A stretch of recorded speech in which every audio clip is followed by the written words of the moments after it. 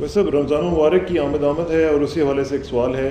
سورۃ البقرہ کی آیت نمبر 184 کو کوٹ کیا گیا ہے, اور جو لوگ روزہ رکھنے کی طاقت رکھتے ہوں پھر روزہ نہ رکھیں تو ان کے ذمے فدیہ ایک مسکین کا کھانا ہے.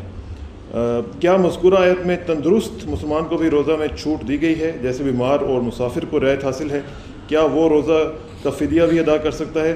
اس سال آپ کو معلوم ہے کہ روزہ رمضان جو ہے بہت گرمی میں آ رہا ہے. مدت بھی خواتین و حضرات یاد نہیں کہ کوئی روزہ چھوڑا ہو, جب سے ہو سنبھال, مگر فی الحال اس آیت سے فائدہ اٹھانے کی پوری کوشش کروں. میں ویسے اللہ تعالیٰ کا بڑا شکر گزار کبھی ہوتا ہوں کہ تم نے اے اللہ ہمارے لیے زندگی بہت آسان کر. تو یہ بھی جو آیت ہے اس پہ فقہا نے بڑی تقسیم رکھی, کسی نے بڑی مین میخ نکالی, مگر جب قرآن ایک وائڈ اسٹیٹمنٹ دیتا ہے, وائڈ اسٹیٹمنٹ, اور اس کو جب کتنی چھوٹی آیت میں اصولی اسٹیٹمنٹ دے دیتا ہے, تو اس پہ آپ کا حق ہے کہ اسے اس معنی میں استعمال کریں یا اس معنی میں. اگر آپ اس کو اس معنی میں استعمال کرتے ہو جس میں ایک بڑا فقیہ نہیں کرتا, تو بھی آپ فائدے میں, اس کو آپ غلط نہیں کہا جا سکتا,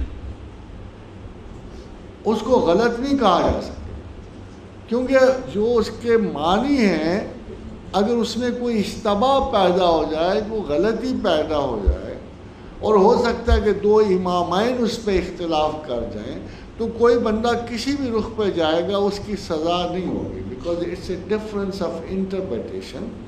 آیت بڑی واضح ہے, بہت ہی واضح ہے کہ اگر کوئی روزہ نہ رکھے تو اس کا فدیہ جو ہے ایک مسکین کو. دیکھو روزہ نہ رکھنا اور روزہ توڑنے میں فرق ہے. روزہ توڑنے کی کڑی وعید ہے, رکھ کے توڑنے کی.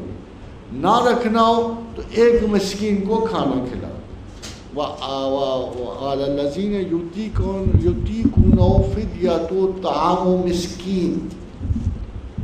تو بڑے بڑے فقیروں نے کہا کہ یہ نارمل آدمی کو لاگو نہیں ہوتا, مگر خاتون حضرات جو میں بات کہہ رہا ہوں یہ ذرا تھوڑی فقیہوں سے ڈفرینٹ ہے. دیکھنا یہ ہے کہ ہمارے روزے کی وقت زیادہ ہے یا طعام مسکین کی زیادہ ہے. یہ دیکھیں کیا ہمارے روزے کا ثواب کسی بھوکے کو کھانا کھلانے سے زیادہ ہے؟ اگر میں ایک انڈیویجول ایک سے روزہ رکھ کے ثواب کما لوں, کیا اس کا ثواب یا اس کا اجر, یا میں ایک بھوکے کو کھانا کھلاؤں اور فدیہ دوں تو اس کا ثواب؟ تو اگر آپ مجھ سے پوچھتے ہو تو میرا خیال ہے طعام مسکین کا صلہ جو ہے اس سے زیادہ ہے, اس روزہ رکھنے سے زیادہ ہے. ایک ویلیو ہے جو میں ان سائڈ ایکسرسائز کر رہا ہوں, ایک ویلیو وہ ہے جو میں آؤٹ سائڈ خلقت میں ایکسرسائز کر رہا ہوں. اس کا ثواب یقیناً زیادہ, کہ اللہ کو اگر دو بہترین خصلتیں پسند ہیں تو کھانا کھلانا.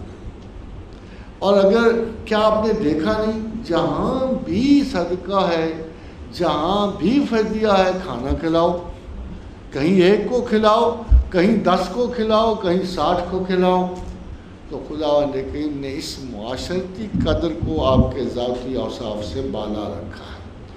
اس لیے میں نہیں سمجھتا کہ فقہا کا یہ ترجمہ درست ہوگا کہ بھلے چنگے آدمی کو یہ نہیں کرنا چاہیے, مگر بھلے چنگے آدمی کو بھی عذر چاہیے.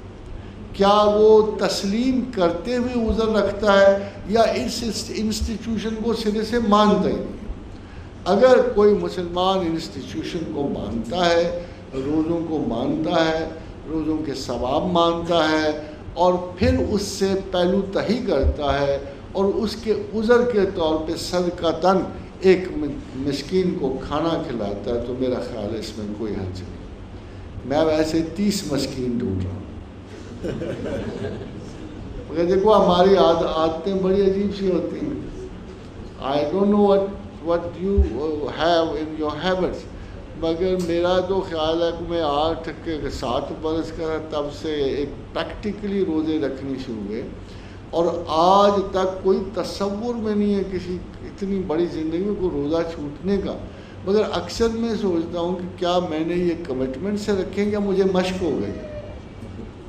تو میرا خیال ہے ہمیں مشق ہو گئی تواتر.